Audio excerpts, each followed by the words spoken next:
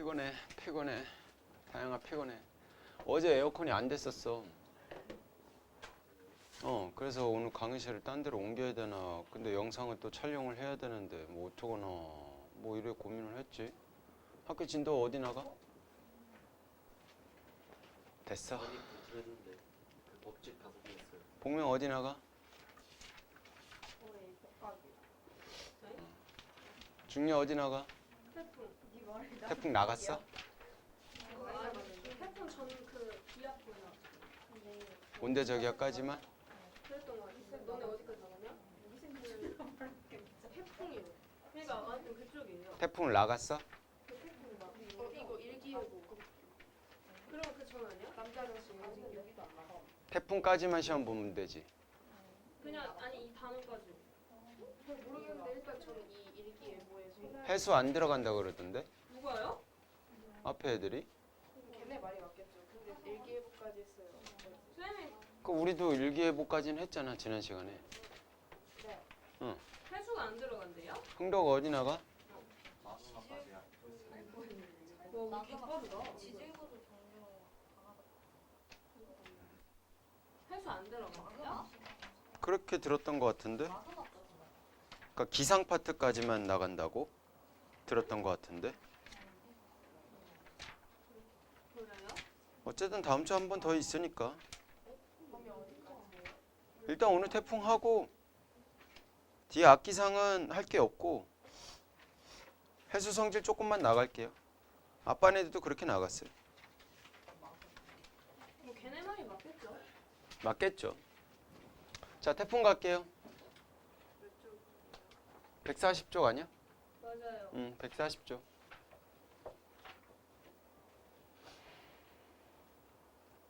출근할 때 하자마자 더웠어. 에어컨이 안 켜져서. 근데 갑자기 또 켜지네. 어제 하루 종일 안 켜지더니만. 잘만 켜지던데. 계속 빨간불 들어오고 있었거든. 자, 중심 부근의 최대 풍속이 17m/s 이상으로 발달한 우리나라 주변의 북태평양 지역에 영향을 주는 열대저기압. 자, 두 가지 말에 대해서 좀 기억을 해둬야 되는데 열대저기압이 태풍으로 바뀐 거야. 그러니까 열대저기압이 좀 더 큰 범위다라고 생각하면 되고 열대저기압에서 최대 풍속이 17 이상이 되면 태풍이다라고 우리가 표현을 해준다고. 근데 17 이하면 그냥 열대저기압이야. 구분되죠? 오케이?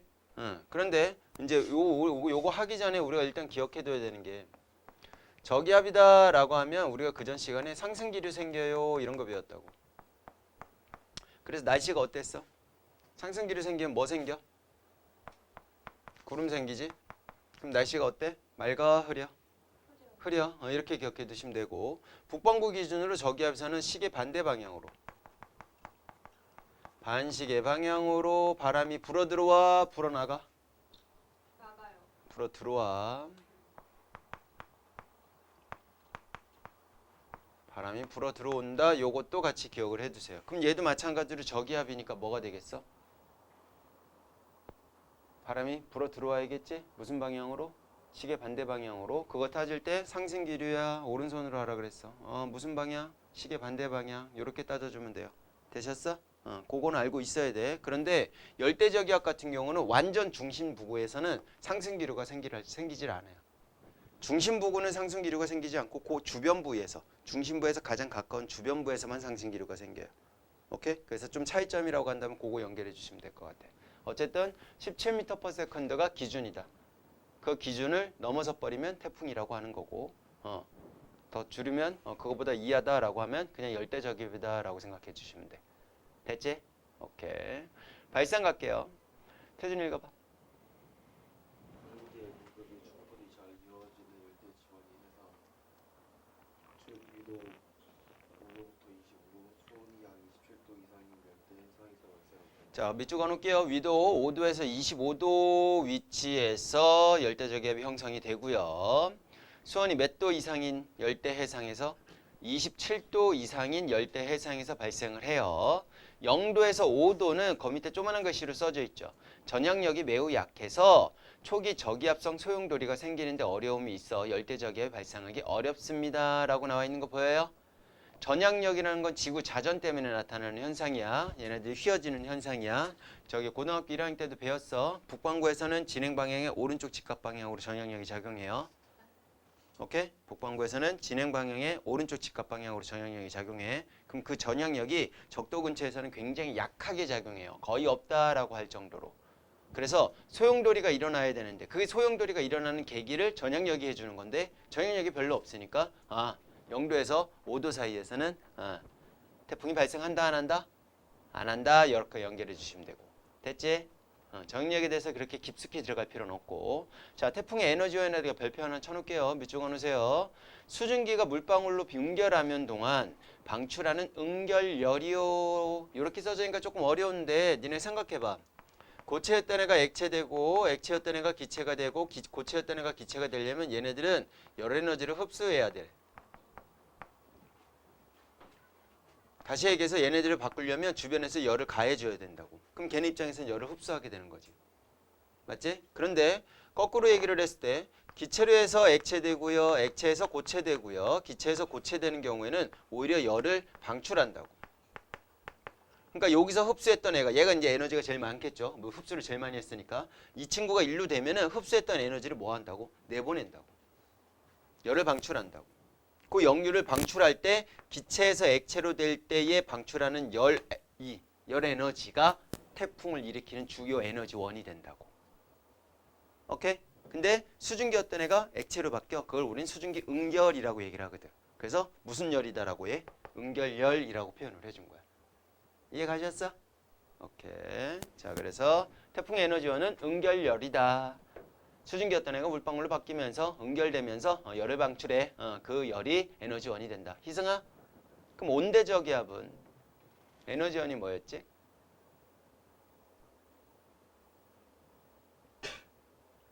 서 있어.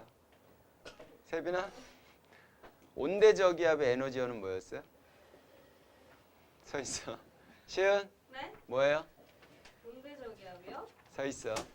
아니 여율? 없어. 뭐야? 서 있어. 아니 배운 적 없어. 태준 뭐야? 찬 공기와 따뜻한 공기가 만나 정체 전선에서 서 있어. 땡. 혜리 뭐야? 질문이 뭐였죠? 온대저기압의 에너지원. 다영아 뭐야? 근데 쌤 진짜 레알 없어요. 있으면 죽는다. 찾아볼게요. 쌤이 말하는. 제일 먼저 찾는 사람 안 쳐줄게. 저. 어. 이체 에너지가 운동 에너지. 아니 아까 그래 그거야. 내가 했잖아. 어디 있어? 그게 어딨어? 아, 이렇게 새침하게 말해. 저. 다영아 안 일어나고 뭐하니? 아 다리가 아파서 한 발로 서 있으면 되지. 이 새끼야. 어딨어요? 이치에너지 운동에너지. 그 몇 쪽이야? 129쪽 제일 하단에. 이거 좀 엇간데? 비교해서 기억해 주세요. 온대저기압하고 열대저기압은 비교돼서 많이 나와요. 일단 에너지원부터 비교했어요. 자, 온대저기압의 에너지원은 뭐라고? 찬 공기하고 따뜻한 공기하고 만나면 찬 공기 쪽에 무게중심이 생길 거 아니야. 처음에는. 근데 무게중심이 위에 있었는데 찬 공기하고 따뜻한 공기가 만나게 되면 찬 공기가 밑으로 이렇게 깔린단 말이야. 그럼 무거운 애가 밑으로 깔렸으니까 무게중심도 밑으로 내려오겠지. 그럼 위에 있던 무게중심이 밑으로 이렇게 내려오는 꼴이 되니까 위치 에너지가 줄어들지. 그게 뭘로 전환돼? 운동 에너지 전환돼 가지고 에너지원이 만들어진 거라고. 알겠니? 이것들아? 어? 한 명만 서 있자. 가위바위보. 잘 들어. 이기고 지는 게 아니라 적은 사람이 남는 거야. 오케이? 가위바위보. 기다려. 오케이. 세빈이만 서 있어. 억울해? 이따 맞춰 다시. 아 세빈이가 찾았는데 이 새끼가 저저 해갖고 답한 거야? 아 현명하네. 잘했어. 자 태풍의 특징 가로로 묶어서 별표 처제인데 다시 한번 별표. 자, 전선을 동반하지 않고 밑줄 그어놓으세요. 자, 열대저기압은 전선을 동반했어. 세빈아? 어떤 전선을 동반했죠? 회색 전선을 동반했죠? 서 계세요. 아, 죽겠네 아주 그냥. 야, 온대저기압 이렇게 했을 때 이쪽에 한랭전선이랑 이쪽에 온난전선 이렇게 해갖고 온난전선이랑 한랭전선을 동반했지 무슨 회색전선이야. 시간 지나면 얘가 빠르고 얘가 느리니까 합쳐져갖고 회색전선이 되면서 전체적으로 소멸되는 거였지. 안 그래? 뭐 한숨 쉬어도 어쩔 수 없어. 옆에 좀 가르쳐줘. 네가 회색이라 그랬지? 아, 치사하게 마치 틀리게 하려고. 야, 오늘부터 절교해. 다 차단해. 인스타 차단하고 다 차단해. 답이나 가로채는 놈. 자, 그리고 일기도상에서 등압선은 조밀한 동심원의 형태를 보입니다. 밑줄 그어놓으세요. 동심원 형태가 나왔어. 그러면 무조건 뭐다?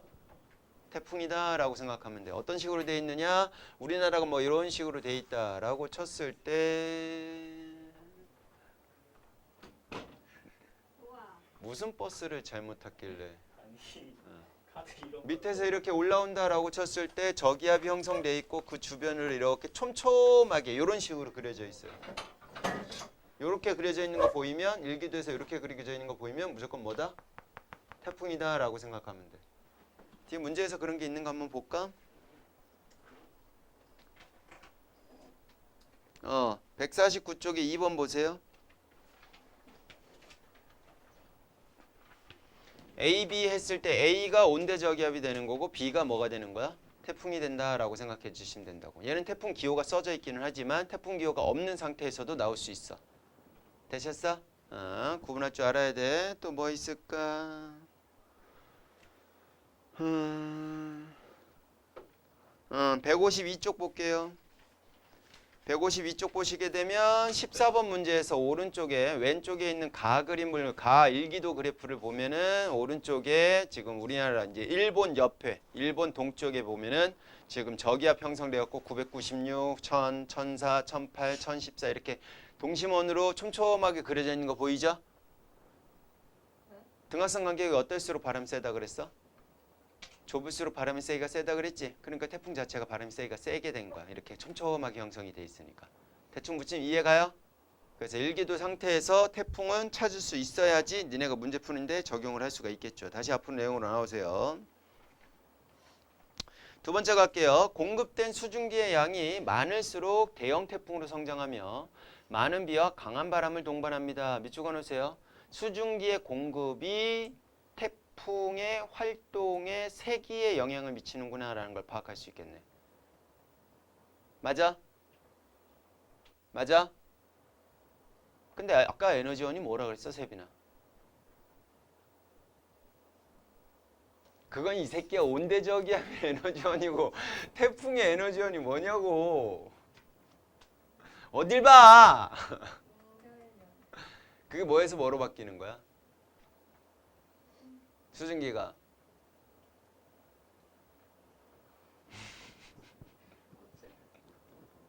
계속 서 있어라 이 자식아.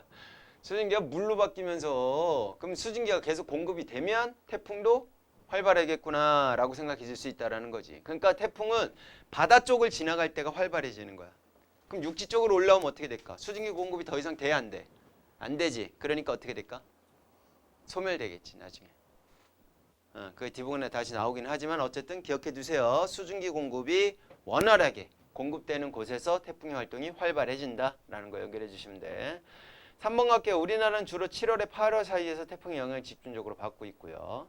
짧은 시간 동안 대규모의 에너지를 고위도 지역으로 이동시켜서 지구의 열평형에 기여합니다. 자, 밑줄 그어놓으세요. 자, 4번에 자, 짧은 시간 동안 대규모의 에너지를 고위도 지역으로 이동시켜갖고 지구의 열평형에 기여하는데, 그러니까 태풍이라는 애가 우리가 지금 배우고 있는 태풍이라는 애가 또는 열대성 저기압이라는 애가 저위도에서 어디로 고위도로 에너지를 전달해주는 역할을 해주는구나. 얘는 에너지가 남어. 얘는 에너지가 부족해. 그래서 여기 남는 에너지를 이렇게 전달해주는 역할로 태풍이 주 역할을 하고 있구나. 이렇게 생각해주면 된다고. 그러니까 태풍은 무조건 고위도 쪽으로 올라와야 된다라고 생각해주면 되는 거야. 되셨어? 오케이. 자, 그게 태풍의 특징입니다. 특징을 확실하게 여러분들이 알고 있어야 문제 적용하고 풀 수가 있겠죠. 태풍 문제 조금 어렵게 많이 느껴지니까 연습 많이 하셔야 될 거야. 태풍의 구조 갈게요. 지름이 수백 킬로 정도이고 북반구에서 바람이 시계 반대 방향으로 불어 들어가며 강한 상승 기류가 발달된다. 자, 밑줄 그어놓을게요. 북반구에서 바람이 시계 반대 방향으로 불어 들어가며 어디로? 태풍의 중심부로. 거기가 무슨 기압? 저기압. 그래서 아까 얘기했던 시계 반대 방향으로 불어 들어와요. 그러니까 내 위치에서 그쪽으로 바람이 불어 들어간다라고 생각해 주면 된다고. 그래서 여러분들이 뭘 찾을 줄 알아야 되냐면 풍향을 찾을 줄 알아야 돼. 뭘 찾으라고? 풍향. 예를 들어서 잘 봐. 자, 이쪽이 A 지역. 우리가 살고 있는 A 지역이야. 여기가 A 지역이고요. 태풍의 저기압 중심이 여기 있다라고 치자고. 첫 번째 여기에 있었어. 여기에 있었으면 우리 지역에서 요 태풍의 중심으로 바람이 어떻게 들어간다고? 시계 반대 방향으로 불어 들어간다고. 요런 식으로.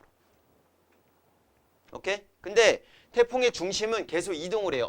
이동을 이쪽으로 이렇게 하고 있어. 그럼 태풍의 중심이 여기로 이렇게 지나가겠지. 2번의 위치로 갔어. 그러면 A 지역에서는 바람이 시계 반대 방향으로 이렇게 불어 들어갈 거다라는 거야. 무슨 말인지 이해 갔어? 그러니까 1번 상황에서는 위에서 아래로 불어오는 무슨 풍 부열로? 북풍 계열의 바람이 불었다면 A 지역에서 됐죠? 2번 지역으로 지나가야 되면 A 지역에서는 무슨 풍 계열의? 북서풍에 해당되는 계열의 바람이 분다. 이렇게 풍향이 변한다라는 걸로 기억해 두시면 된다고. 되셨어? 그러면 1번에서 2번으로 변했어. 어떻게 이동을 했지? 요렇게 풍향의 변화가 생겼지. 상영아, 시계, 반시계.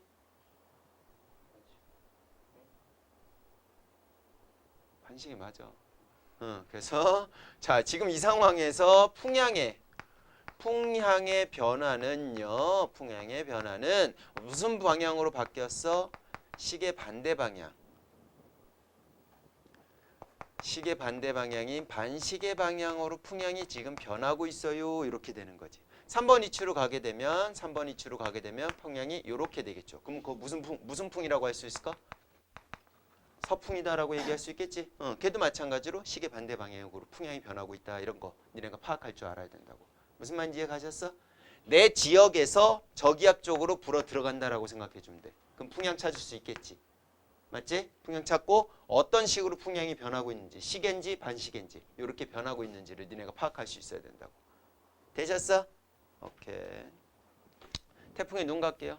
눈 가기 전에 중심 부근에는 두꺼운 정란운, 적이 들어갔으니까 수직으로 발달된 구름이죠. 란이 들어갔어. 그럼 무조건 비구름, 먹구름이라고 얘기했었지.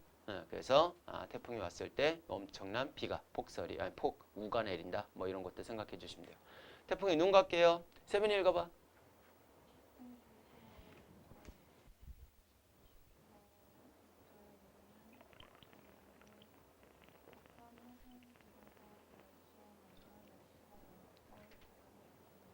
자, 밑줄 그어놓으세요. 약한 하강 기류가 발생하여 상승 기류가 발생하면은 구름 생겨갖고 날씨가 흐릴 텐데 얘는 하강 기류가 발생하니까 오히려 날씨가 맑고 바람이 약한 구역이다라고 나와 있습니다. 오케이? 그 이유에 대해서 간단하게만 설명을 해볼게. 자, 여기 가운데 부분이 태풍의 중심 부분에 해당되는 태풍의 눈이다라고 치자고. 근데 태풍은 뭐가 일어난다 그랬어? 전향력 때문에. 소용돌이가 일어난다 그랬잖아. 중심부에서 소용돌이가 그 주변을 소용돌이가 이렇게 일어나고 있다라고 생각해 주면 되는 거야. 그러면 이렇게 일어나고 있는데 여기가 저기압 중심이 되니까 주변부에서는 이 중심으로 시계 반대 방향으로 바람이 불어 들어와야 돼, 안 들어와야 돼? 들어와야 되지. 자, 바람이 들어와. 바람이 이쪽에서 주변부에서 중심부로 이렇게 바람이 들어오는데 얘가 소용돌이가 일어나고 있으니까 중심부까지 못하고 여기 언저리에서 이렇게 상승 기류가 생기는 거야. 강한 상승 기류가. 여기 언저리에서 이렇게 강한 상승 기류가 이렇게 생기는 거야. 그럼 강한 상승 기류가 생겼으니까 뭐 생기겠어? 상승 기류 생기면 뭐 생긴다 그랬어? 구름 생긴다고. 수직으로 엄청나게 발달되어 있는 구름이 이렇게 생길 거다라고 생각해 주면 된다고. 이게 정란운이 되는 거고. 그러니까 여기 태풍의 눈 중심에는 상관이 없는데 여기는 구름이 어마어마하게 생기니까 여기는 바람이 엄청 불고 또 뭐도 비도 엄청 내리고 있는 상황이다라고 생각하면 돼. 근데 자연은 공기가 너무 많고 한쪽은 공기가 적은 걸 싫어하잖아. 중심부니까 저기압이니까 어때? 공기가 부족하지. 부족한데 요 안쪽까지는 바람이 들어와 안 들어와? 안 들어오지. 그거를 채우기 위해서 위에 올라간 공기 중에 일부가 이렇게 내려오는 거야. 약한 하강 기류가 이렇게 형성이 된다고. 그러니까 여기는 오히려 하강 기류가 생기니까 온도가 높아져. 구름이 생길 수가 없어. 그래서 날씨가 맑은 거야. 주변만 바람이 세게 불고 여기는 바람 세기도 약하게 되는 거고. 태풍이 온다. 그럼 내가 그 눈에서만 계속 태풍하고 같이 이동을 하면 날씨가 계속 맑고 바람이 별로 안 분다고. 비도 잘 안 내리고. 조금만 벗어나면 이제 소용돌이 이제 문제가 생길 수도 있게 되는 거지만. 뭔 말인지 이해 가셨어? 느낌 오죠? 이해 가셨어? 그래서 태풍이 눈 파트에서 맑아요. 또 바람이 약해요. 바람이 약해. 그 이유에 대해서 이렇게 이해해 두시면 되고 여러분들 이제 외우시면 되는 거고. 됐지? 그 다음에 또 하나 두 개 그림을 그렸는데 선생님 얘는 조금 작게 그렸고 얘는 조금 크게 그렸지. 기억해 두세요. 어떻게 기억하냐면 무조건 태풍의 중심에서 오른쪽 파트, 중심에서 오른쪽에 해당되는 부분이 위험해요. 위험 반원이다 라고 표현을 해줘. 중심부에서 왼쪽에 있는 파트를 우리는 그나마 좀 더 덜 위험해. 안전 반원이다 라고 표현을 해줘. 그래서 태풍의 눈의 중심이 지나가는 경로가 있을 거 아니야. 그 경로를 봤을 때 오른쪽에 우리나라가 있으면 우리나라가 이제 비상이 생기는 거야. 오케이? 근데 우리나라가 왼쪽에 생겨 있어? 그러면 그나마 좀 태풍의 피해를 덜 받는다라고 생각해 주면 되는 거고. 무조건 태풍의 눈의 중심으로 오른쪽이 위험한 곳이고 왼쪽이 그나마 덜 위험한 곳이다라고 생각하면 되는데 안전하지는 않는데 어쨌든 위험 반원, 안전 반원 이렇게 우리가 표기를 해줘요. 오케이? 그래서 우리나라가 이렇게 있다라고 쳤을 때 왜 태풍이 위에서 이렇게 올라오다가 이렇게 휘어지잖아. 일기대 보면 열심히 기상일보 이렇게 할 때 다 태풍의 이동 경로를 되게 중점적으로 얘기를 하는 이유가 태풍이 이렇게 지나가니까 왼쪽 편은 그나마 덜 위험한 거야. 오른쪽 편이 뭐 한 거야? 위험한 거다라고 생각하면 된다고. 그러면 이렇게 지나가면 그나마 우리나라 입장에서는 고마운 거지. 왜? 우리는 안전반원 쪽에 속하니까. 대신 일본이 위험반원 쪽에 속하겠지. 그러니까 일본은 이제 큰 피해를 입을 수가 있는 거지. 근데 태풍의 이동 경로가 와우 이렇게 지나가? 그럼 이제 우리나라 난리 나는 거야. 제발 경로가 바뀌었으면 좋겠다라는 식의 상상들을 어마어마하게 하게 되는 거지. 왜? 우리나라가 딱 오른쪽에 위치하게 되는 상황이니까. 거기에 버물러 태풍이 이동 경로가 딱 요렇게 지나가면 그냥 이제 한반도 난리 나는 거지. 왜? 오른쪽이 무조건 위험 반원이니까. 왼쪽은 그나마 좀 낫게 되는 거고. 무슨 말인지 이해 가셨어? 요런 걸로 연결이 될 수 있어요. 그거는 이따가 저기 대기대순환하고 연결시켜 갖고 아예 지금 설명해 줄게. 잘 봐. 지구 반만 이렇게 그렸다라고 치자고. 반만 이렇게 그린 상태에서 위도 30도 부근, 위도 60도 부근, 위도 90도 부근, 0도, 30도, 60도, 90도다라고 했을 때 여러분들 저기 뭐야? 언제? 통합과학에서 적도 부근이 제일 따뜻하잖아. 그래서 여기서 상승 기류가 생겨. 전체적으로 상승 기류가 이렇게 쭉 생겨요. 극지방은 차갑잖아. 그럼 여기는 전체적으로 하강 기류가 이렇게 생겨요. 전체적으로 상승 기류가 생긴 데를 우리는 저압대라고 얘기를 해. 저압대. 얘는 그럼 뭐라고 할까? 고압대라고 표현을 해준다고. 됐지? 그러면 여기 올라간 애가 성층권까지 뚫고 올라갈 수가 없어. 대륙권 내에서만 돌아야 돼. 그러니까 여기서 올라간 애는 결국 옆으로 퍼져서 여기까지 올라갔으면 참 좋겠는데 지구가 뭐해? 자전을 해. 그럼 전향력이 생겨. 휘어지는 힘이 생기다 보니까 올라가지 못하고 어디서? 여기서 떨어지게 되는 거야. 이렇게 올라간 애가. 됐어? 그럼 얘는 내려온 애가 땅속으로 들어갈 수는 없으니까 옆으로 이렇게 퍼지겠지. 됐지? 그러면 이렇게 내려온 애가 또 다시 옆으로 이렇게 퍼지겠죠. 맞지? 그럼 위에서 내려온 애랑 밑에서 올라온 애랑 또 만나 안 만나? 만나지. 한쪽으로 몰렸으니까 어떻게 할까? 갈 곳이 꼭 위쪽밖에 없지. 그래서 여기서 다시 이렇게 올라가니까 여기는 뭐 저압대가 형성되고 여긴 내려왔으니까 고압대가 형성돼 이렇게 되는 거야. 그래서 전체적인 순환이 이렇게 흐르게 되는 거라고. 배웠던 거 기억나지? 그래서 여기를 헤들리 순환이다라고 배웠고요. 여기를 페렐 순환이라고 배웠고 여기를 극순환이라고 배웠다고. 됐지? 근데 우리는 지표면 근처에서 사니까 밑에서 부는 바람이 우리에게 영향을 주겠군요 라고 생각해 주면 되는 거야. 그래서 여기에서는 위에서 아래로 내려오는 바람이 불고 위도 30도에서 60도에서는 위로 올라가는 바람, 여기서는 다시 내려오는 바람. 근데 지구 자전 때문에 전역력이 생기니까 진행 방향에 오른쪽으로 휘어지는 힘이 생긴단 말이야. 그래서 실제로 여기서는 바람이 어떻게 부르냐? 요렇게 무역풍이 불었었다고. 기억나? 여기서는 무슨 풍이 불었어? 편서풍이 불었지. 지난 시간에 저 온대저기압 설명할 때도 편서풍 되게 중요하게 얘기해 줬어. 기억해둬야 돼. 자, 여기서는 극동풍이 이렇게 불었단 말이야. 요건 뒷부분에서 다시 나오니까 그때 한번 다시 언급해 주면 되고 어쨌든 이런 대기 대순환이 일어나고 있다라고 생각해 주면 돼. 그러면 태풍은 어디에서 생긴다 그랬지? 적도는 아니고 위도 5도에서 25도 사이에서 생긴다 그랬지? 그러면 얼추 여기 부분에서 태풍이 만들어졌다라고 치자고. 그럼 그 태풍을 저희도에 남는 열을 어디로 전달해 준다 그랬어? 고위도로 갖다 줘야 돼. 그럼 나는 어떻게 해서든 위로 올라가야 돼. 올라가야 되는데 지금 무슨 풍? 무역풍에 영향을 받고 있지. 그럼 무역풍이 자꾸 어느 쪽으로 밀어? 서쪽으로 밀어버리지. 그러니까 얘가 어쩔 수 없이 올라가긴 올라가야 되는데 어떻게? 이렇게 올라가는 거야. 그 다음에 어떻게 돼? 편서풍으로 가지. 그럼 편서풍에서는 오른쪽으로 또 동쪽으로 휘어지네. 그러니까 여기서 꺾어서 이렇게 이동 경로가 생기는 거라고. 그러면 0도에서 30도 부근에서는 이동 속도하고 30도에서 60도에서 태풍의 이동 속도를 비교했을 때 누가 빠를까? 30도에서 60도가 빠르겠지. 왜? 편서풍하고 거의 비슷한 방향이잖아. 무역풍하고 정반대 방향이잖아. 그래서 이동 속도의 차이가 이렇게 나는 거야. 여기까지도 이해 갔어? 자, 그러면 저기압 중심으로 하나 표시해 볼게. 여기 저기압 중심이야. 여기도 저기압 중심이야. 이렇게 표시해 볼게. 저기압 중심이 태풍이 지금 여기 있다라고 치자고. 여기 있는 상황에서 주변에서 바람이 무슨 방향으로? 시계 반대 방향으로 불어 들어온다 그랬지? 그러면 요렇게 시계 반대 방향으로 불어 들어오겠지? 그럼 여기서는 요렇게 시계 반대 방향으로 불어 들어오겠지? 얘 봐봐. 무역풍하고 거의 무슨 방향이야? 반대 방향이지. 얘 봐봐. 무역풍하고 거의 무슨 방향이야? 같은 방향이지. 그럼 어디가 바람이 더 세? 저기압 중심의 무슨 쪽? 오른쪽. 그래서 오른쪽이 위험 반응이 되는 거라고. 이해가?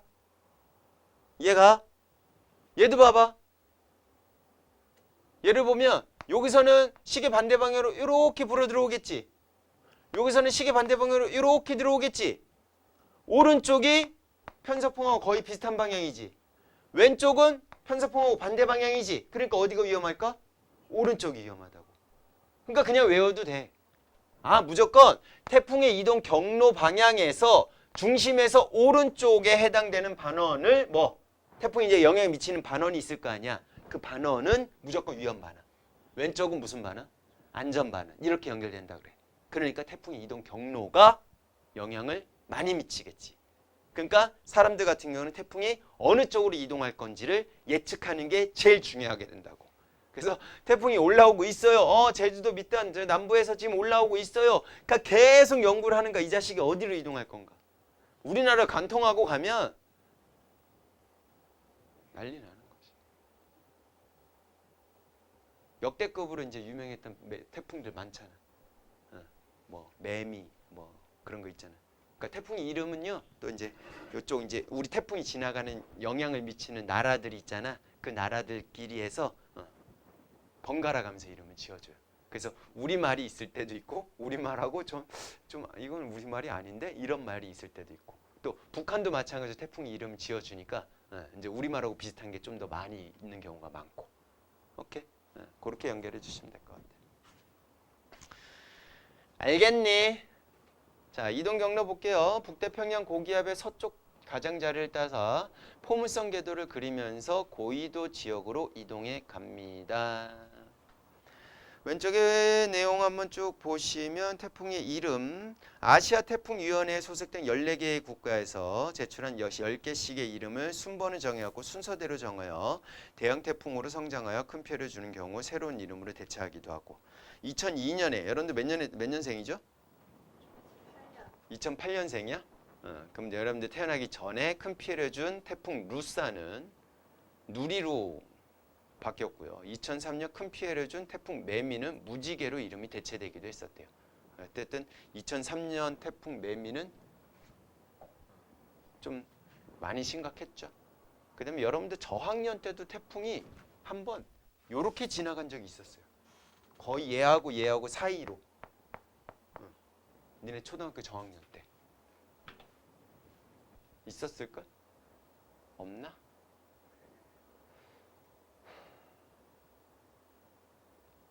(2008년) 있었어.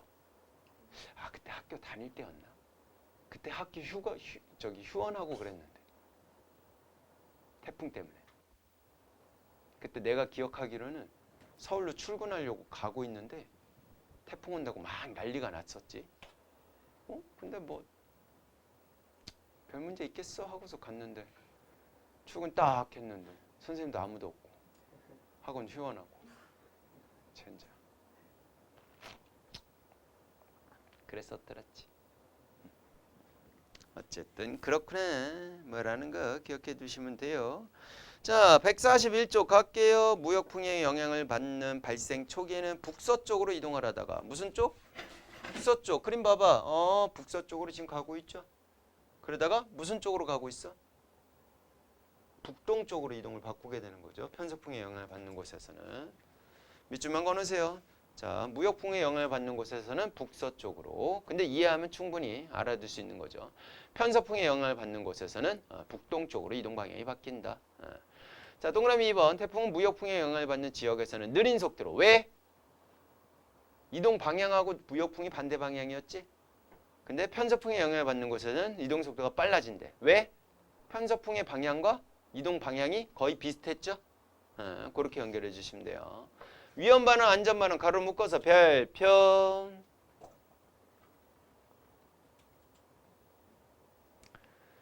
자, 이제 왜 위험한지 왜 저거 한지는 알겠어. 그리고 맨 마지막에 위험 반응, 안전 반응에 맨 마지막에 풍향이 시계 방향으로 변해요 라고 적혀 있는 거라 풍향이 시계 반대 방향으로 변해요 라고 적혀 있는 게 있을 거예요. 네모 쳐놓으세요. 위험 반응, 안전 반응 각각 내용에서 끝에 머리에 풍향의 변화가 나와요. 그게 이렇게 찾는 거야. 그럼 봐봐. A 지역은 지금 태풍이 이동하는 지역의 왼쪽에 있어, 오른쪽에 있어? A 지역이 태풍이 이동하는 지나가는 경로의 왼쪽에 있어, 오른쪽에 있어? 왼쪽에 있잖아. 그러니까 지금 A 지역은 무슨 반원인 거야? 그렇지, 얘는 안전 반원인 거야.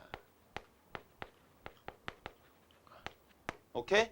안전 반원에서 시계 무슨 방향으로? 반대 방향으로 풍향이 변했지? 이유 이해 가지? 됐어? 굳이 외우지 않아도 니네가 찾을 수 있으면 된다고. 됐어? 그럼 안전 방향, 위험 반환은 오른쪽이 되겠네. 맞지? 자, 오른쪽에다가 B지역 하나만 딱 적어보자. B지역이에요 라고 쳐보자 이거지. 그럼 B지역에서 저기압이 처음에 여기 있을 때는 어떻게? 시계 반대 방향으로 바람이 이렇게 불어 들어가요. 시계 방향 반대 방향, 시계 방향 아니지? 맞지? 시계 반대 방향으로. 시계 반대 방향 이렇게 불어 들어가요. 이렇게 되겠죠? 무슨 풍? 동풍, 북동풍, 북풍 이런 식으로 풍향이 변하고 있죠. 바람 원인의 이름 붙이는 거냐라고 했으니까.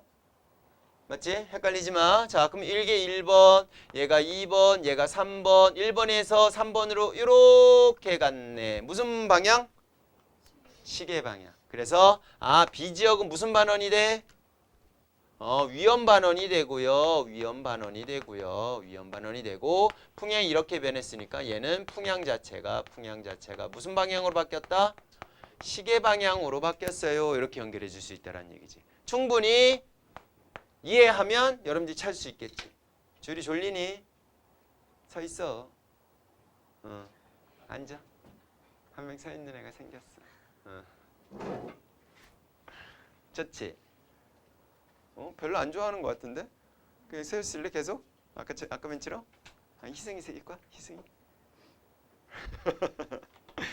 자, 소멸 갑시다. 자, 이제 활동 쭉 했다라고 치고 소멸 갈게요.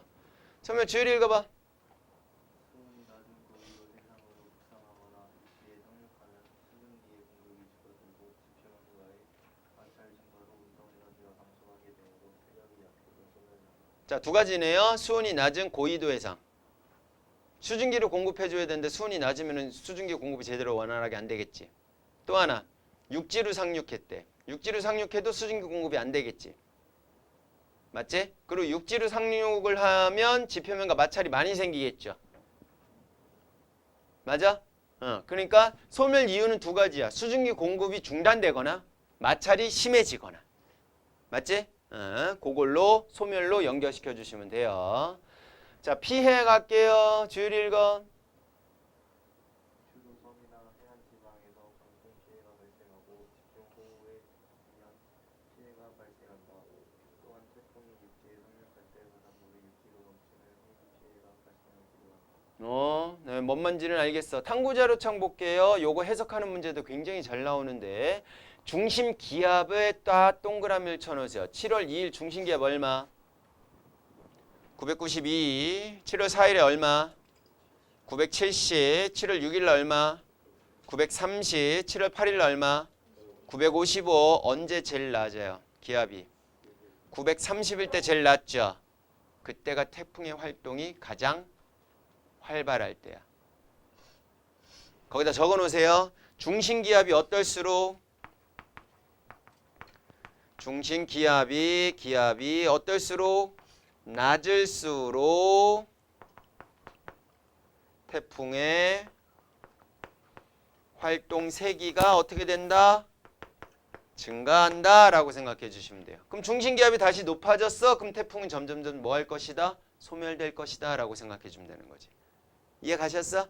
그러니까 문제를 해석할 때 자료 해석하는 문제에서 중심 기압이 지금 어떻게 되고 있는가를 좀 파악해 주시면 된다고. 점점 낮아지고 있어. 그럼 얘는 세력이 점점 세지고 있구나. 활동이 세지고 있구나라고 생각해 주면 되는 거야. 이제 좀 있으면 또 태풍 올 거 아니야. 제대로 된 태풍 아직 안 왔잖아. 이제 올 거야. 그때 이제 여러분들 이제 지금 배웠던 내용들하고 같이 연결시켜 갖고 볼 줄 아시면 된다고. 자, 비법 특강 잠깐 보고 갈게요. 태풍, 열대저기압의 이동과 그거 하기 전에 앞에 페이지에서 암기해라고 나와 있는 거 별표 쳐놓으세요. 열대저기압하고 온대저기압, 태풍하고 온대저기압은 비교돼서 되게 잘 나와요. 발생 장소, 에너지원, 등압선, 그 다음에 전선의 유무, 그 다음에 이동 경로 잘 나옵니다. 비교돼서 잘 나오니까 꼭 좀 비교하고 기억해 두세요. 시험에 나온다라고 생각하시면 돼. 넘겨. 다시 비법 특강. 첫 번째 태풍의 이동과 주변의 풍향 변화라고 나와 있죠? 맞아? 풍향 변화 지금 설명했지? 다시 한번 읽어보면서 파악해 주시고. 두 번째 북반구에서 온대저기압 이동 시 주변의 풍향 변화라고 나와 있는 거 보여요? 요것도 설명했었죠? 맞아 안 맞아? 그것도 다시 한번 보면서 연결시켜갖고 기억해 두셔요. 특히 Q, 퀘스천 2 해가지고 요런 식으로 풍향이 이런 식으로 엄청 잘 나와. 나처럼 잘 나와요. 나를 분석하는 형태로 문제가 잘 나온다고. 그럼 초반 시간대는 무슨 풍이 불었어? 북동풍 아니면 동풍 계열이 불었죠. 점 찍은 거에서 오른쪽에 N, E, S, W 얘네들을 볼 줄 알면 되는 거야. 6시 때는 무슨 풍 계열이 불었어? 남동풍 계열이 불었죠. 12시 때는 남서풍 계열이 불었죠. 18시 때는 북서풍 계열이 불었죠. 그럼 남동풍이 어디 있을 때라 그랬어? 온대저기압에서 이쪽이 남동풍이었잖아.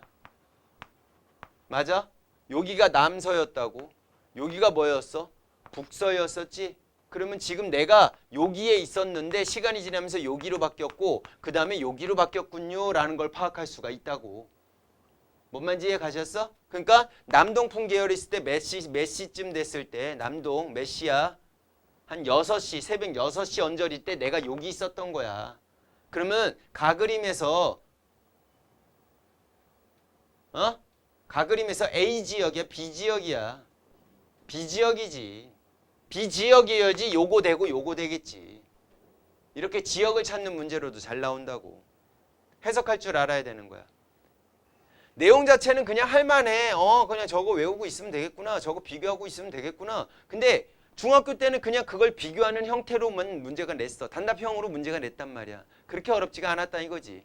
근데 고등학교 2학년 들어가면 이거를 해석하는 문제로 나온단 말이지. 어느 지역이야? 이렇게. 실질적으로 니네가 기상센터에 가 있으면서 해석하는 형태의 문제.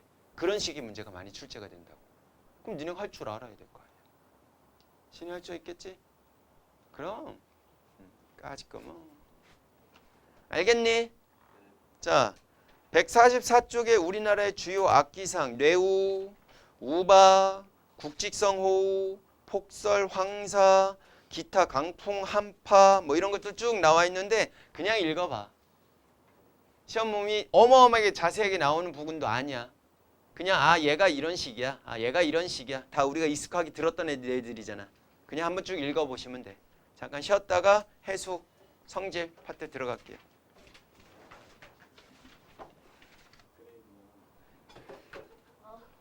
(154조) 해수의 염분, 해수의 수온, 해수의 밀도만 하면 중단은 끝나. 그래서 중단은 마무리까지 싹 다, 수능 실전까지 싹 다 풀어오시면 돼요. 말이 안 돼요. 이걸 지금 다 나가요? 다 나가요. 네? 야, 우리요? 그러면 중간고사 범위는 충분히 확보를 했어요. 그러니까 문제는 니네 시험 끝나고 기말고사 범위 확보하는 게 제일 문제야.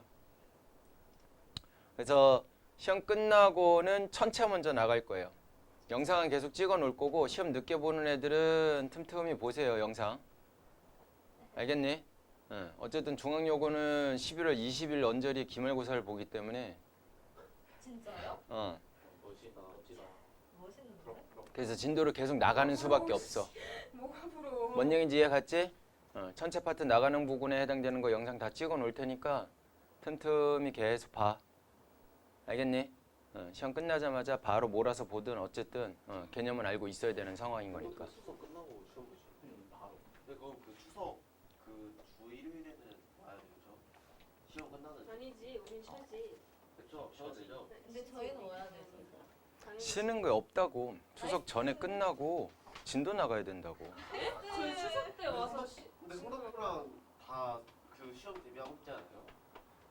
저희만 지도가 가요 그러면? 아니 쉬는 날은 안 나오는 거고 쉬는 날은 나중에 공지해 줄 테니까. 물리는 쉬면 안 되긴 해. 쉬는 게 아닌 상황이면 계속 나오라고. 그럼 얘는 시험 그리고 저기 추석이 되는 게 일월화잖아. 네. 추석이. 그때 일요일은 쉬겠지.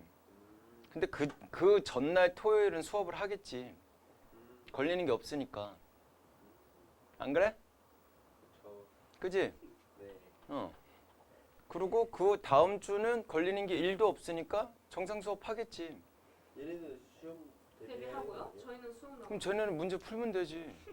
아, 문제 풀면서 모르는 거 질문 받으면 되는 먼저 거고. 나가면은 서운해하지 않을까요?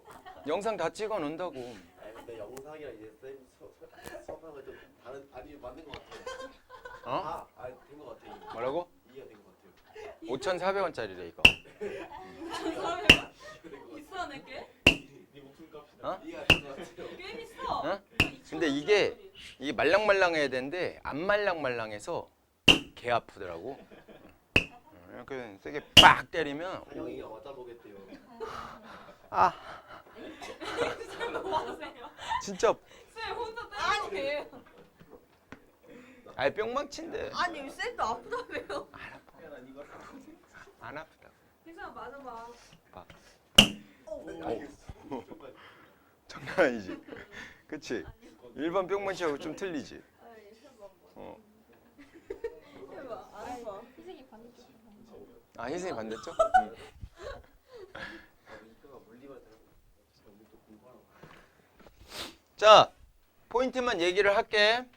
이거 핸드폰 사진 안 찍어놔도 돼? 찍을게요. 찍어놔 빨리.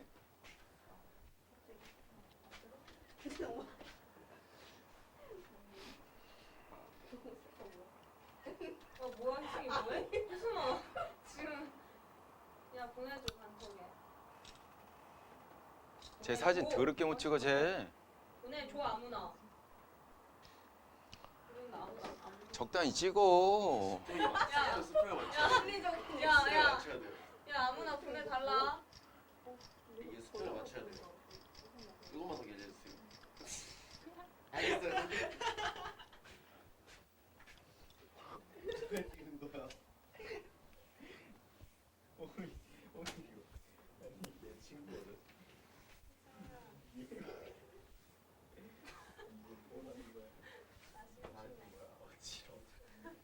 자, 최종적으로 우리가 볼 게 뭐냐면 해수의 밀도야. 누구의 밀도? 해수의 밀도. 자, 그럼 밀도 공식이 뭐분의 뭐지? 부피분의 질량이니까. 그럼 해수의 밀도에 영향을 주는 게 부피와 질량이 될 텐데 이 부피에 영향을 주는 요인이 바로 해수의 수온이 되겠지. 수온이 높아지면 입자사의 운동이 활발해지지? 그럼 입자 거리가 어떻게 될까? 멀어지지? 그럼 부피가 커지겠지. 부피가 커지면 밀도는 작아지겠지. 그렇게 연결해 주면 되는 거고. 이제 요 질량에 영향을 주는 게 해수의 염분이야. 염분이라고 하는 거는 일반적인 물에다가 뭐가 들어가 있어? 염류가 들어가 있지. 그래서 우리는 바닷물 먹으면 어때? 짜고 쓰고 막 그러잖아. 걔네들 이제 녹아 있는 애들을 우리는 이제 염분이라고 표현을 해준단 말이야. 그러니까 염분이라는 거는 바다 1kg 줘. 1kg가 기준이야. 그러니까 1000g 기준에 몇 g이 녹아 있어요라는 게 염분 값이다라고 생각하면 돼. 예를 들었고 1000g 기준에 1kg 기준의 해수 1kg 기준으로 녹아 있는 누구의 양? 염류의 총량을 우리는 염분이라고 얘기를 해. 보통 전 세계의 평균 염분이 35 PSU예요. 그럼 무슨 소리야? 1kg 한 바가지 쫙 펐을 때 그 물 다 증발시켜 버리면 몇 g 남는다? 35g이 남는다라고 생각하면 되는 거지. 전 세계의 평균 염분이. 근데 그러면 그거보다 더 높은 지역도 있을 거고 그거보다 더 어떤 낮은 지역도 있겠지. 이제 그런 것들 비교할 거다라고 생각해 주면 된다고. 다 중학교 2학년 때 배웠던 내용들이야. 되셨어? 그래서 여러분들 사해라고 들어봤지? 거기는 거기 염분이 얼마냐면 200 PSU예요. 그러니까 1kg 물 다 증발시켜 버리면 200g이나 나버린다고. 그러니까 염분이 어마어마하게 높게 되는 거고 수영을 못해도 그냥 거기 들어가면 어떻게 될까? 바로 떠 있게 되는 상황이 생길 수가 있게 되는 거지. 오케이? 거기가 아까 여기다 그렸던 곳에서 어디 지역이냐면 위도 30도 부근이야. 위도 30도 부근에서 뭐 있었어? 상승기류, 하강기류. 하강기류 있었다고. 그럼 하강기류 있었으니까 구름이 생겨 안 생겨? 안 생기지. 구름 안 생기니까 비 내려 안 내려? 안 내리지. 그러니까 건조한 기후가 연결되는 거야.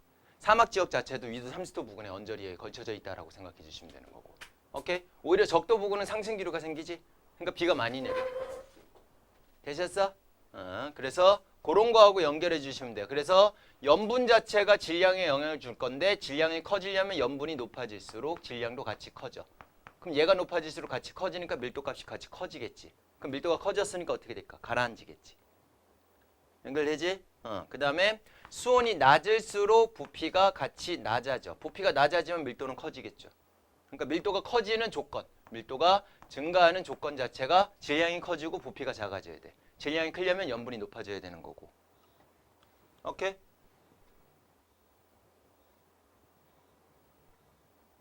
왜? 선생님, 어. 저 밥 먹으러 나왔다가 영어 면접을 그냥 가려고 하는데 빨리 하고 와. 갔다가 올게요. 아휴. 수온이 낮아야 부피가 작아지고 밀도가 커질 테니까 이제 해수의 밀도 자체가 커지니까 뭐 할까? 가라앉지겠지. 어떤 느낌인지 이해 갔지? 그래서 요거에 대해서 먼저 가고 그 다음에 요거 가고 그 다음에 이제 종합적으로 이해 갈 거다라고 생각하면 돼. 책 한번 읽어보면 그렇게 어려운 내용은 아니니까 연결 한번 해보자고. 책 갈게요. 154쪽에 해수의 화학적 성질 A 파트에 해수의 염분 나와요. 정의대비 찍어놓을게요. 1kg 속에 녹아있는 염류의 총량을 그람수로 나타낸 값이요 라고 나와 있고 단위는 PSU. 중학교 때는 퍼밀이라는 것도 썼어요. 뭐도 썼다고? 퍼밀. 자, 35 PSU 또는 35 퍼밀 이렇게 하고 얘는 읽을 때 퍼밀이라고 읽고 얘는 그냥 PSU라고 읽어요. 같은 단위예요. 신경 안 써도 돼. 전 세계 평균 염분은 기억해 주세요. 35 PSU입니다. 약 35 PSU. 염분비 일정 법칙 볼게요. 각 해양에서 염분은 서로 다른 값을 나타낸다. 하지만 해수에 녹아있는 염류 사이의 상대적인 비율은 거의 어떻다? 일정하다. 이유가 뭘까? 해수에 녹아 들어가 있는 그 염류의 양을 결정하는 게 화산 폭발이 일어나갖고 여러 가지 이온들이 녹아 들어갈 수 있어. 그 다음에 육수가 강물로 이렇게 흘러 들어가죠. 담수가 들어가면서 거기서 또 녹아 있는 애들이 데리고 들어갈 수 있거든. 근데 걔네들이 막 어마어마하게 큰 변화를 일으키진 않아. 그러니까 예를 들어서 뭐냐면 커피를 우리가 끓인다라고 쳤을 때 커피 근데 그냥 커피가 아니라 믹스 커피다라고 치자 이거야. 믹스 커피에 커피도 들어가고 그 다음에 설탕도 들어가고 그 다음에 프림이라는 것도 들어가. 프림. 요 프림이 무슨 역할을 하냐면 우유 맛 나게 해주는 거야. 니네 어렸을 때 엄마 전 말고 또 뭐 먹었어? 분유 먹었지. 분유 맛하고 똑같아. 그러니까 달달하니 맛있어. 설탕도 달달하니 맛있어. 이제 커피가 이제 약간 쓰게 하는 맛이 되는 거지. 그러니까 옛날에는 다 이렇게 타 먹었어. 그래서 뭐 얼마요? 몇 스푼씩 먹어요? 뭐 이런 식으로 이렇게 비율로 먹었단 말이야. 그래서 옛날에는 다 뭐 2대 2요 뭐 이런 식으로 마셨다 이거지. 그러면 우리 희승이는 2대 10대 20 이렇게 먹었다라고 치자고. 미친 거지 거의. 그러면 1대 5대 10에 해당되는 비율로 먹은 거죠. 맞지? 종이컵에. 니네가 잘 알고 있는 그 종이컵에 물 한 반 정도 넣고 얘네들을 죽여라고 녹인 거야. 그래서 먹었다라고 치자고. 그러면 희승이는 이렇게 먹어. 근데 그걸 시은이가 먹으니까 아우 맛이 아우 어때? 싱거워. 그래서 우리 시은이는 어떻게 먹어? 싱거운데 얘네들이 없어. 그럼 어떻게 해야 돼? 물을 물을 증발시켰을까? 물의 양을 오히려 줄였어. 더 진하게 먹는 스타일이다라고 생각하면 되는 거지. 그거를 우리 세빈이는 어떻게 먹어? 사람 먹는 게 아니지 이게. 그러니까 어떻게? 물의 양을 어떻게 해줬어? 더 많이 넣어서 먹었어. 이렇게 되는 거지. 그러니까 실제로 바다도 그런 개념이라고 생각하면 된다고. 얘네의 양은 거의 변화가 없고 물이 더 늘어나거나 물이 더 줄어들거나. 무슨 말인지 이해 가셨어? 그러니까 염분에 영향 주는 요인은 주로 물의 양의 변화 때문에 염분의 영향이 많이 받는다 이거지. 아까 사해가 200 PSU라 그랬잖아. 그거는 증발량이 어마어마하게 많다라는 거지. 강수량에 비해서는. 근데 증발량에 비해서 강수량이 훨씬 더 많은 지역은 어떻게 될까? 염분이 낮겠지. 오케이? 어찌됐든 비율은 거의 어떻다? 비슷하게 유지가 될 거다. 이게 염분비 일정의 법칙이야. 이해 가셨어? 그러니까 예를 들어서 거기에 뭐 나트륨 이온의 비율, 뭐 염소 이온의 비율 또는 뭐는 마그네슘 이온의 비율 뭐 얘네들을 이렇게 비교를 해봤을 때 얘네들이 만약에 1대 2대 3이에요. 요 비율이다라고 친다면 사해도 1대 2대 3이라고. 우리 동해 바다도 마찬가지로 1대 2대 3이라고. 그 비율은 안 변한다 이거지. 하지만 뭐는 변할 수 있어? 염분은 변할 수 있다라는 얘기지.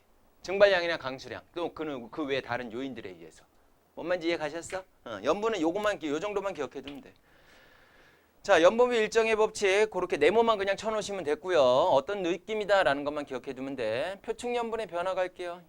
염분에 영향을 미치는 요인이 총 3가지가 나와 있어요. 가로로 묶어서 별표. 첫 번째 영향을 미치는 요인이 증발량, 강수량의 값이야. 증발량만이 아니라 증발량과 강수량의 값을 우리가 표현을 해주는데 일반적으로 염분을 표현을 해줬을 때 얘네들은 증발량에서 강수량 값을 뺀 값으로 우리가 표현을 해줘요. 이렇게 빼주니까 좋은 게 뭐냐면 증발량이 A지역, B지역, C지역이 있는데 얘는 100이고 얘는 90이고 얘는 80이야. 얘는 80이고 얘는 90이고 얘는 100이야. 이렇게 돼 있다라고 치면 둘이 빼버리면 얘는 얼마 나와? 20, 얘는 0, 얘는 마이너스 20 이렇게 나오죠. 그 값이 크지? 그 값이 크다? 근데 생각해봐. 증발을 많이 했는데 강수량 조금밖에 안 내렸지? 그럼 물의 양이 상대적으로 어떻게 된 거야? 줄어든 거지? 그러니까 염분이 높겠지? 그 값이 크다고. 그래서 증발량 빼기 강수량의 값으로 우리는 표층 염분의 값을 비교할 수 있다라는 거지. 이해 갔지? 두 번째 요인은요. 강물의 유입이야. 강물은 짜 안 짜? 안 짜. 안 짠 물이 들어가니까 어떻게 되겠어? 염분이 낮아지겠지. 그러니까 해안가 근처는 염분이 낮은 거고 먼 바다는 염분이 그거보다는 높다. 이렇게 비교할 수 있는 거야. 오케이? 그럼 우리나라 비교하면 우리나라 비교하면 동쪽이 높아. 서쪽이 어때? 낮아. 그래서 무슨 지역이라 그래? 동쪽이 높고 서쪽이 낮아. 뭐라 그럴까? 그냥 말 그대로 하면 되잖아. 동쪽이 높다고. 동고, 서, 저. 우리나라 동고 서저 지형을 형성하고 있다고. 그러면 거의 강물들은 어디로 흘러 들어가겠어? 서해 쪽으로 흘러 들어가겠지. 그러니까 서해 쪽이 동해 쪽 비하다 같은 위도라 하겠을 때 동해 쪽이하고 서해 쪽을 비교했을 때 누가 염분이 높아? 동해 쪽이 더 높다고. 얘는 강물 유입량이 적으니까. 얘는 강물 유입량이 많으니까. 무슨 말인지 이해 갔지? 근데 또 하나 요인은 뭐냐면 마지막에 세 번째. 고위도 지방 같은 경우는 강수량이 그렇게 많지가 않아. 증발량도 그렇게 많지가 않아. 그다음에 그쪽 지역에는 우리 북극 생각해봐. 북극에는 대륙이 있어 없어? 없지. 그럼 강물 유입량이 있겠어 없겠어? 없겠지. 그러면 북극 지역 같은 극지방 같은 경우는 뭐에 영향을 받았겠냐라는 거지. 그게 결빙과 해빙이에요. 결빙은 바닷물이 얼어버린 거. 해빙은 언 빙하가 뭐 해버린 거? 녹아버린 거. 그럼 바닷물이 얼어버리면 물의 양이 줄어들겠지. 빙하가 녹아버리면 물의 양이 많아지겠지. 그걸로 염분이 변한다. 표층 염분이 변한다. 이렇게 연결해 주시면 된다고. 이해가? 어렵지 않지? 오케이. 그래서 전 세계 표층 염분 분포 한번 쭉 보시고 오른쪽 그래프까지도 연결해 주시면 돼요. 그래서 오른쪽 그래프를 비교해 보면 실제 표층 염분하고 증발량에서 강수량을 뺀 값하고 거의 비슷한 양상이 나타나는 게 보일 거예요. 어디에서는 다르게 나타나고 극지방에서는 좀 다르게 나타나지. 맞아? 그런 것들 비교해서 자료 해석하는 문제로 나올 테니까 연결해 주시면 돼요. 자, 그리고 옆에 페이지 가기 전에 각 해역에 따라서 염분이 어떻게 돼요? 라고 나와 있는데 한번 읽어볼게. 시연이 1번 적도 해역부터 읽어봐.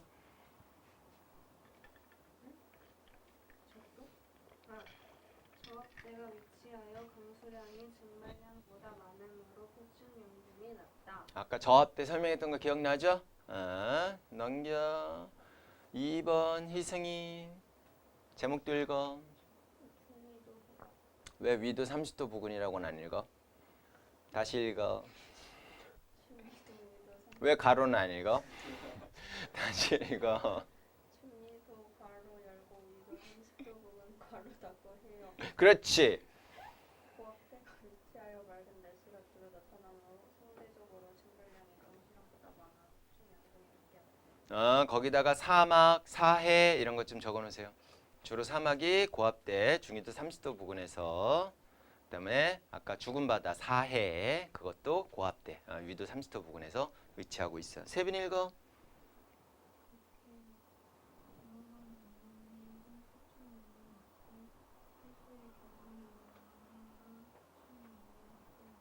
뭔 느낌인지 이해 갔죠? 주율이 대서양 해역. 염분이 높은 지중해 수 등의 유입으로 인해 태평양 해역보다 표층 염분이 높다. 그냥 기억해 두세요. 대서양, 태평양 두 개 비교했을 때 표층 염분이 어디가 높아? 대서양. 대서양이 높아. 상영이 읽어. 대륙 동남 해역, 육지로부터 남부가 유입되는 대양의 중심 해역보다 표층 염분이 낮다. 오케이. 뭐 그렇게 어려운 내용은 아니네. 파악해 주시면 되고 용종기체 갈 겐데요. 용종기체는요. 두 가지밖에 안 할 거예요. 용존 녹아 있어. 뭐가 기체가 녹아 있어. 근데 용종기체에서 두 가지 있어. 하나는 누구? 산소의 용종 산소량. 그다음에 용존 이산화탄소량. 요거 두 개만 비교한다라고 생각해 주시면 돼요. 자, 여러분들 1학기 때 화학을 배운 친구도 있고 안 배운 친구도 있을 텐데 둘 다 무극성 분자예요. 무슨 분자라고? 무극성 분자인데 얘는 무극성 분자인데도 불구하고 무극성 공유결합을 했고요. 얘는 무극성 분자인데 극성 공유결합을 했어요. 그러면 둘 다 무극성이라 하더라도 얘가 좀 더 덜 무극성에 속한다라고 생각해 주시면 될 것 같아. 그래서 물은 극성 분자야. 극성은 극성끼리 녹이는 성질이 있어. 무극성은 무극성끼리 녹이는 성질이 있고. 그런데 그럼 물이 극성이니까 얘네들 둘 다 안 녹아야 되는데 실제로는 약간씩은 녹아요. 누가 더 잘 녹아? 얘가 조금 더 잘 녹아. 얘가 좀 덜 녹아. 그런 거를 녹는 정도로 표현해 준 값을 우리는 뭐라 그러느냐? 용해도라고 얘기를 해. 뭐라고 한다고? 용해도. 자, 둘 다 기체니까 기체의 용해도라고 표현해 주면 되고 나는 기체의 용해도를 증가시켜주고 싶어요. 그럼 어떻게 하면 되느냐? 수온이 낮으면 되고요. 뭐가 낮으면 된다고? 수온이 낮으면 되고 압력, 수압이 높으면 기체의 용해도가 증가해요 라고 생각해 주시면 돼요. 요거는 외워두시고 뭐 생각하느냐? 탄산음료 생각하시면 돼요. 우리 탄산음료 마실 때 어떻게 마셔? 시원하게 마시지? 그래야지 잘 녹으니까. 맞아? 탄산음료 보관할 때 뭐 닫아놓고 보관해? 뚜껑 닫아놓고 보관하지? 그게 압력을 높여주는 효과가 생겨준다고. 뚜껑을 닫으면 기체가 나오더라도 거기 안에 들어가 있으니까 거기서 움직이면서 부딪히는 횟수에 따라서 압력이 생기는 거야. 되셨어? 그래서 탄산음료 생각하면 기체 용해도는 충분히 생각할 수가 있게 되는 거지. 됐어?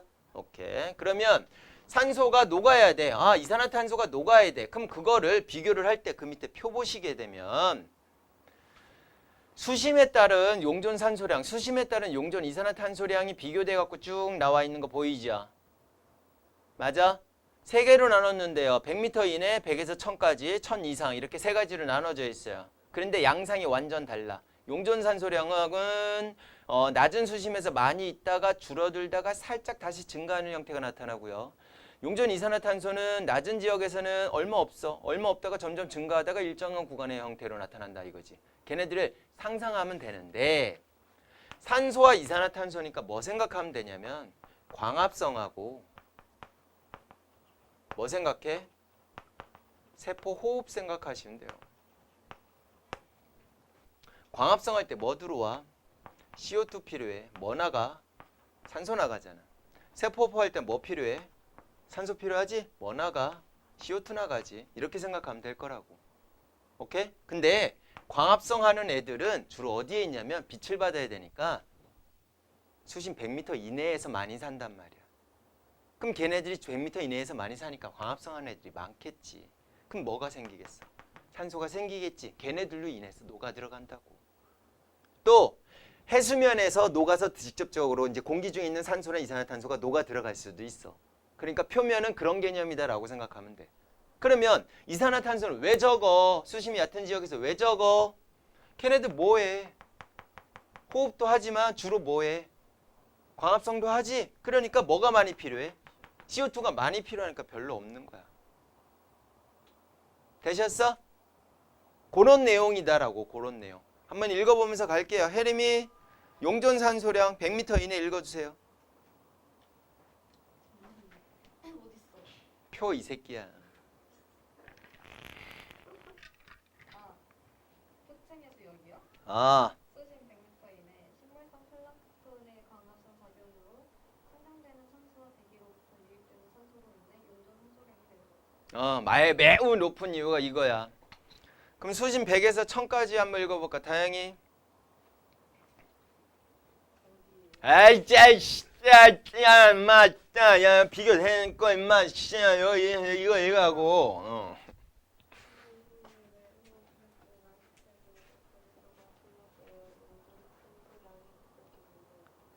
자 이제 광합성을 못하니까 호흡하는 애들만 남았잖아.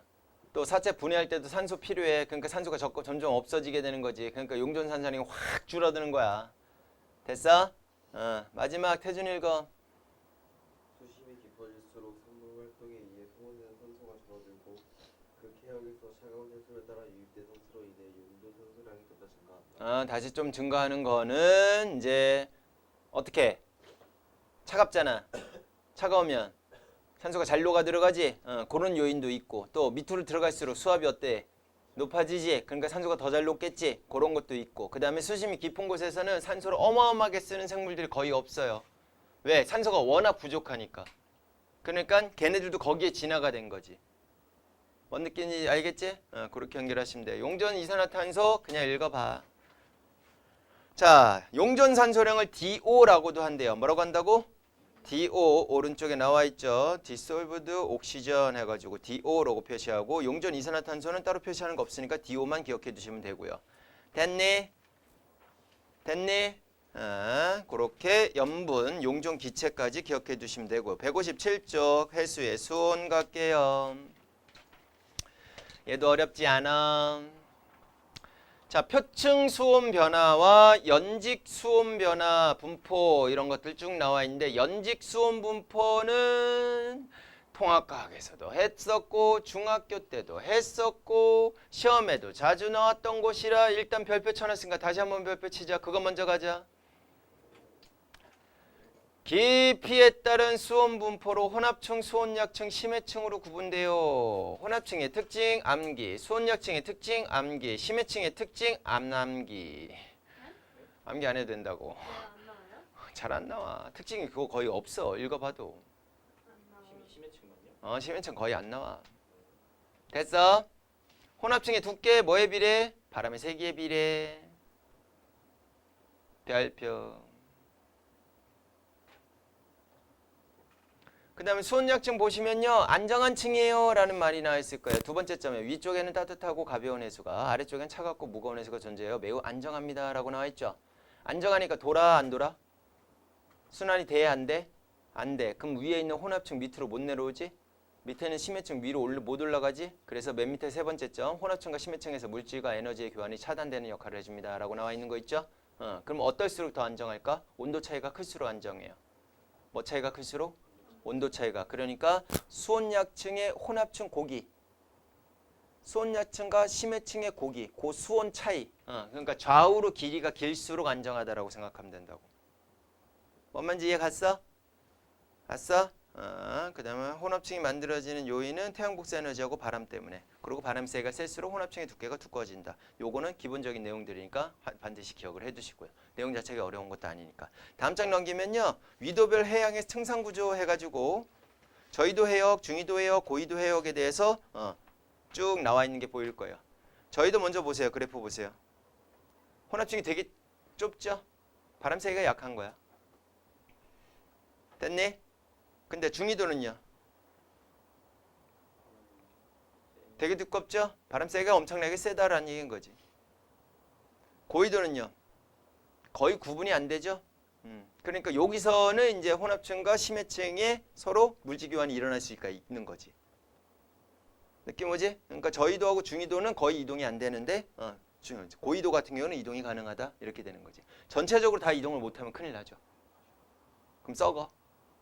그렇게 연결해 주시면 돼. 그래서 위도별로 층상 구조도 여러분들 구분할 수 있어야 돼요. 됐니? 다시 앞으로 넘어와서 표층 수온 변화 볼게요. 주요인은 태양 복사 에너지예요. 네, 뭐 표층 수온 변화의 변화 요인 주는 뭐다?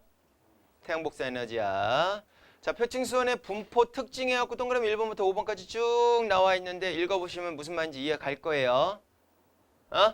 어려운 내용 아니니까 한번 쭉 읽어보시고 문제 풀어보면서 모르는 거 접근해갖고 풀어보시면 돼요. 되셨어? 거기 맨 밑에 동그라미 5번에 해류나 용승이라는 말이 나와 있는데 용승 여러분들 옛날에 엘니뇨 배울 때 배웠어요. 수평이 맞아줘야 되는데 중력 때문에 수평이 이렇게 딱 맞춰져야 된단 말이야. 그런데 바람 위에서 바람이 불면 한쪽이 이렇게 쏠릴 거 아니야. 그러면 이렇게 되겠지. 그러면 얘가 낮고 요거 높은 거 싫어한다고. 그럼 어떻게 해? 밑에서 물이 올라와서 이걸 맞춰준다고. 그래서 밑에서 올라오는 거다. 그래서 뭐라 그래? 용승이라고 표현을 해주는 거야. 그런 것들이 이제 요인에 대해서는 아마 저기 어디요? 기말고사 파트에서 들어갈 거예요. 뒤에 파트에서 자세하게 배울 거니까 한번 쭉 읽어보시고 이런 거구나 라고 생각해 주시면 돼. 되셨어? 밀도 가자. 아이고 힘들어 죽겠네. 주로 수온과 염분에 의해서 결정되면 아까 얘기했죠. 순수한 물보다 약간 큰 1.022 또는 1.027의 밀도값을 가져요. 물의 밀도는 얼마라 그랬지? 1이죠. 근데 그거보다 약간 더 크다라는 거지. 그래서 해수의 밀도에 영향을 주는 요인 해갖고 수온이 낮을수록 염분이 높을수록 수압이 클수록 수압도 하나 더 적혀 있네요. 수압도 얘한테 영향을 줄 수 있지. 압력이 높아지면 입자사의 거리가 가까워지니까 부피가 작아지겠지. 그래서 수온이 낮을수록 해수의 수압이 높을수록 이렇게 갖고 세 가지 밑줄 그어놓으세요. 수온 낮을수록 염분 높을수록 수압 클수록.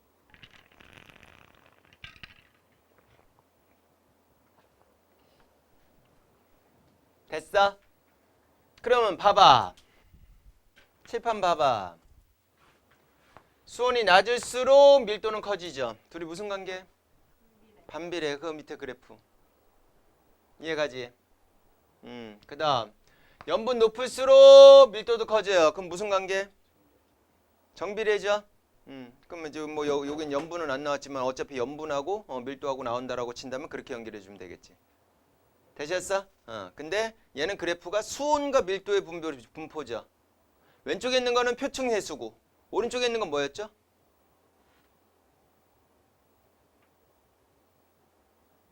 깊이에 따른 수온 분포잖아. 그래 안 그래? 그러니까 또 반비례 형태에 나타났다라고 생각해 주시면 된다고. 됐니? 됐니? 이해 가요? 그래프 해석하는 문제 나오니까 그래프는 무조건 보고 가야 될 거다라는 얘기야. 자, 그 다음에 수온 염분도 별표 5개 쳐놓으세요. 여기에서 주가 이 친구입니다. 수온 염분도, 수온 염분이 염분 플러스 밀도까지 3개의 자료가 하나의 그래프에 들어가 있다라고 생각해 주시면 돼요. 오케이? 그럼 A하고 B를 봐봐. 같은 등밀도선이죠. 둘이 밀도가 같대. 근데 수온 누가 높아? B가 높지. 근데 왜 같은 밀도일까? 밀도가 누가 더 커서? B가 크잖아. 그냥 단순한 자료 해석이라고. 수온도 높으니까 밀도는 작아져야 되는데 염분이 그만큼 또 높아져서 밀도를 다시 크게 해준 거지. 이해 가셨어? 이해 가요? C 보세요. C는 밀도가 어때요? 제일 크죠? 주요인은 뭘까? 수온이지. 염분은 중간 정도 되는 거고 A, B, C 중에서. 맞아? 그래서 그냥 단순하게 자료 해석하는 문제로 나옵니다. 얘는. 무슨 해석 문제로 나온다고? 자료 해석하는 문제로 주로 나와요. 그래서 자료 해석하는 연습을 해보셔야 되는데 162쪽에 자료 3번을 보시면요. 그림은 어느 해역에서 깊이에 따른 수온과 염분의 변화를 측정하여 수온 염분도에 나타냈습니다. 라고 나와 있어요. 보여요? 자, 0m에서 몇 도 언저리 돼요? 14도 언저리 되죠. 맞죠? 50m에서 몇 도 언저리 돼요? 14도에서 약간 떨어졌죠. 그럼 거의 수온 분포가 거의 변해 안 변해? 수온이 거의 변했어 안 변했어? 100m하고는 온도 차이가 어마어마하게 차이 났잖아. 50m하고 100m는. 왼쪽에 세로축을 보면 되잖아. 이것들아. 맞아? 그러니까 0m에서 50m까지는 수온이 별로 변화가 없는데 50m에서 100m, 100m에서 200m까지는 수온이 쫙쫙쫙 줄어들었잖아. 맞아 안 맞아? 그리고 또 200m에서 400m까지는 거의 수온 변화가 있어 없어? 이걸 우리가 뭘 파악하면 되냐면 연직 수온 분포를 그릴 수가 있다고. 수온 일정하다가 낮아지다가 이렇게 됐잖아. 여기 언저리가 몇 미터 지점이라고? 50m 지점이고 여기 언저리가 몇 미터 지점이라고? 200m 지점이다. 이렇게 생각해 주면 된다고. 뭔 말인지 이해가? 이런 것들을 니네가 연결시켜 갖고 이런 거 해석할 수 있어 라는 문제로 나올 거란 얘기야. 알겠니? 다행히 오케이? 해석하는 문제로 주로 출제됩니다. 뭐 하는 문제로 출제된다고? 자료 해석하는 문제로 출제가 돼요. 그러니까 그런 자료들을 여러분들이 해석할 수 있어야 되는 거야. 오케이? 19번 봐봐. 166쪽에. 그러면 대서양의 어느 해역에서 수심에 따른 해수의 수온과 염분을 측정하여 수온 염분 보여에 나타낸 거예요. 0m에서 200m까지 수온 변화 거의 있어 없어? 그럼 거기까지가 200m까지가 뭐라? 혼합층. 그럼 200에서 600까지가 수온 약층. 600 이상부터는 심해층. 이런 개념으로 생각하면 된다고. 나머지는 자료 해석하는 문제야.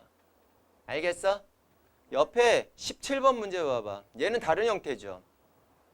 그러면 어느 해역에서 1년 동안 수심 0m, 40m, 60m, 100m의 수온을 조사한 자료이다 라고 나와 있어요.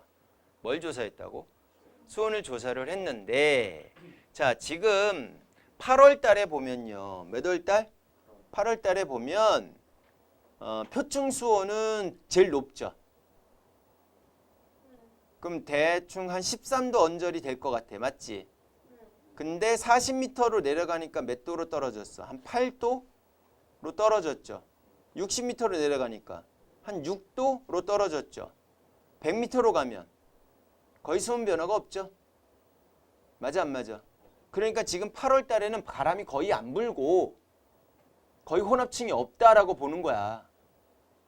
100m, 0m에서 100m까지 계속 수온이 어떻게 됐어? 일정하게 쭉 낮아졌지? 그러니까 얘는 거의 뭐만 있었다? 수온 약층만 있었다라고 보는 거지. 이해가? 어? 근데 10월 달을 봐봐. 0m하고 40m하고 수온이 어때? 똑같지? 그럼 40m까지 혼합층이 있었구나라고 생각하면 된다고. 뭔 말인지 이해가? 11월 달은요. 60m까지 혼합층인 거야. 이해가? 어? 그래프가 다르게 나와도 니네가 파악할 줄을 알아야 된다고. 자료를 해석할 줄 알아야지 문제가 풀릴 거 아니야. 시연이 이해가? 아, 그러면 돼.